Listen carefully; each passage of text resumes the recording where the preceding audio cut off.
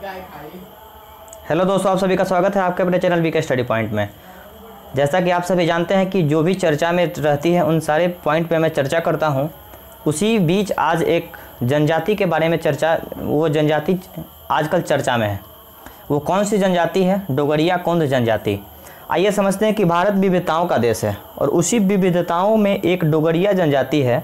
उनके बारे में पूरी तरह से चर्चा करेंगे।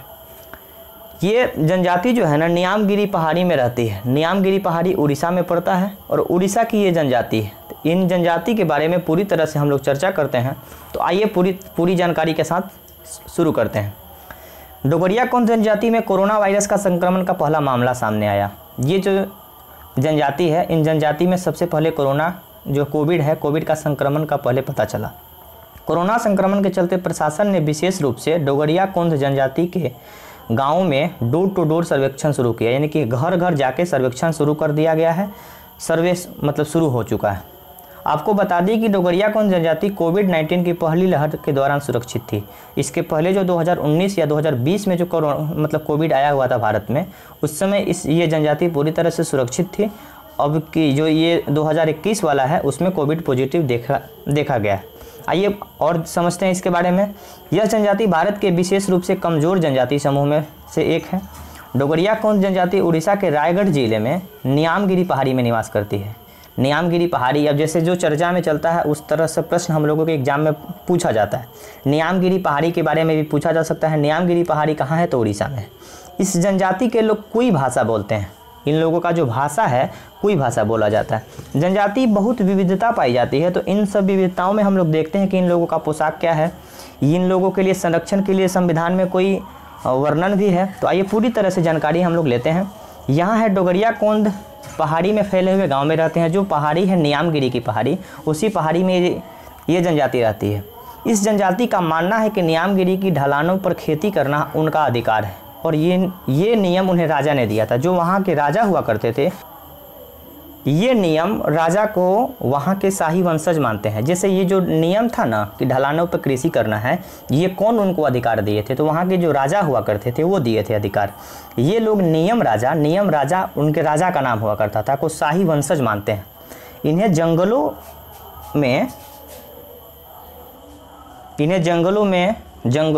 जंगलों, पौधे और वन्य जीव का विशेष ज्ञान है। ये जो जनजाति है ना, इनको विशेष रूप से ज्ञान है कि हाँ किस वन का उपयोग कोई बहुत सारी बीमारी में भी वहाँ के जो वन्य जीव हैं उनका यूज हम लोग वहाँ के जनजाति लोग करते हैं। इन जनजाति का कुछ पोशाक है, कुछ अलग तरह की विविधता है, उसके बारे में हम लोग चर्चा करते हैं। डोगरिया कोंद महिलाएँ अपने कानों में कई बालियाँ पहनती हैं, नाक में 3 बालियाँ पहनती हैं। तो आइए पूरी तरह से तस्वीर के माध्यम से हम आपको दिखाएंगे कि हाँ किस तरह से ये बालियाँ पहनती हैं। आइए यहाँ पे हम समझते हैं। देखिए ये महिलाएं हैं, महिलाएं कान में 3 बालियाँ पहनती हैं। और पुरुष जो है ना, यहाँ पे मैं एक पुरुष का तस्वीर दिखा रहा हूँ। ये महिलाएं हैं जो कि 3 बालियाँ पहनी हुई है नाक में और कानों में अनेक बालियाँ पहनती है। ये पुरुष है। ये पुरुष जो है कान में 2 बालियाँ पहना हुआ है और यहाँ पे जो महिलाएं हैं, महिलाएं 3 बालियाँ पहनती है। तो आइए पूरी तरह, तो यहाँ जो महिलाएं हैं, महिलाएं कान में 3 बालियाँ पहनती हैं और पुरुष जो है कान में 2 बालियाँ पहनते हैं, नाक में 2 बालियाँ पहनती हैं। यहाँ पे महिलाएं कान में बहुत सारी बालियाँ पहनती हैं। ये पुरुष है। पुरुष का तस्वीर आप लोग देख सकते हैं कि नाक में 2 बालियाँ पहना हुआ है और जो महिलाएं हैं नाक में 3 बालियाँ पहनती है। ये यूनिक चीज़ है। तो ये जनजाति चर्चा में है। आइए पूरी तरह से इसके बारे में समझते हैं कि भारतीय संविधान में इनका कुछ संरक्षण करने का अधिकार भी दिया गया है। तो संविधान की अनुसूची 5 में इसके बारे में बात की गई है। आइए समझते हैं थोड़ा सा। 5वीं अनुसूची आदिवासियों के लिए संजीवनी बूटी के समान क्यों है? एक पॉइंट है, उसके बारे में समझते हैं। संविधान की अनुसूची 5 में जनजाति क्षेत्रों के लिए अनुसूचित क्षेत्र और अनुसूचित जनजातियों के प्रशासन और नियंत्रण के बारे में उल्लेख किया गया कि इन क्षेत्रों का प्रशासन किस तरह से देखा जाएगा, इन लोगों का संरक्षण किस तरह से किया जाएगा। आप लोगों के दिमाग में प्रश्न उठता होगा कि इन लोगों का जीवन यापन कैसे चलता है?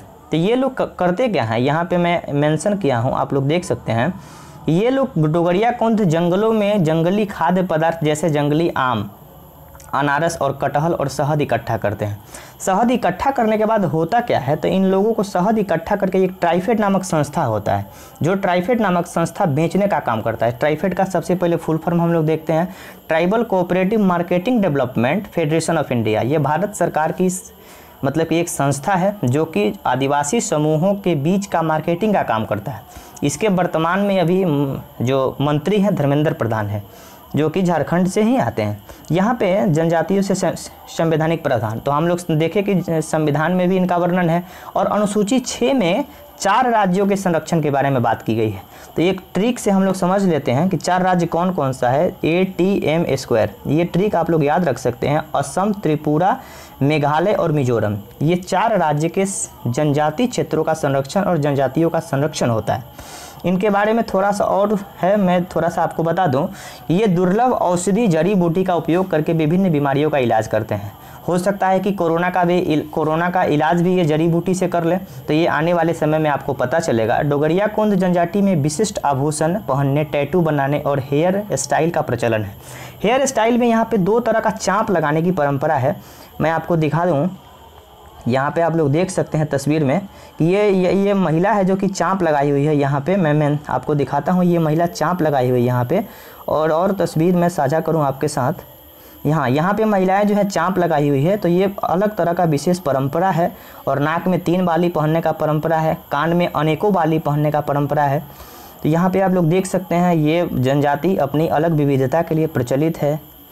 तो यहाँ पे देखिए पुरुष भी चाँप लगाने का काम करता है, महिला तो लगाती ही है लेकिन पुरुष भी यहाँ पे चाँप लगाने का काम करता है। तो ये अलग तरह का है, इसीलिए ना बोला जाता है कि भारत विविधताओं का देश है। और यहाँ पे मैं और आप लोगों को बता दूँ, ये अलग अलग तरह का वहाँ पे डांस होता है परंपराओं का। और ये देख सकते हैं कि सब महिलाएं किस तरह से यहाँ पे इकट्ठा हुई है, अपना यहाँ पे नाच गाना करती है ये।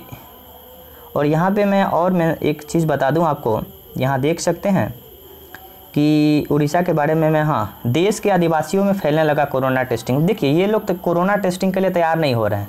ये लोग पूरी तरह से जो हम लोगों का समाज है ना, आधुनिक युग है, उससे बहुत पीछे हैं। इन लोगों को मतलब कि अलग तरह से सरकार बहुत सारा काम करती है इन लोगों के डेवलपमेंट करने के लिए। तो डोगरिया कोंद जनजाति रायगढ़ जिले के कल्याण सिंहपुर ब्लॉक के 36 गाँव में रहते हैं। ये एक बीमारी कैसे हुआ, तो ये सब्जी मंडियों में सब्जी बेचने गए थे, वहीं से संक्रमित पाए गए। और मुझे विश्वास है कि अब पूरी जानकारी मैं आप सबों के साथ तो प्रस्तुत कर चुका हूँ। और मुझे तो इसमें जानकारी नहीं लग रही। यहाँ पे एक जानकारी और है, टाइफाइड के बारे में पूरी तरह से आप लोग समझ चुके होंगे। तो मुझे विश्वास है कि ये वीडियो आप सबों को पसंद आया होगा। तो लाइक करें, कमेंट करें, चैनल को सब्सक्राइब करें और इस तरह के वीडियो देखने के लिए अपने दोस्तों के साथ शेयर करें। तब तक के लिए बाय, धन्यवाद।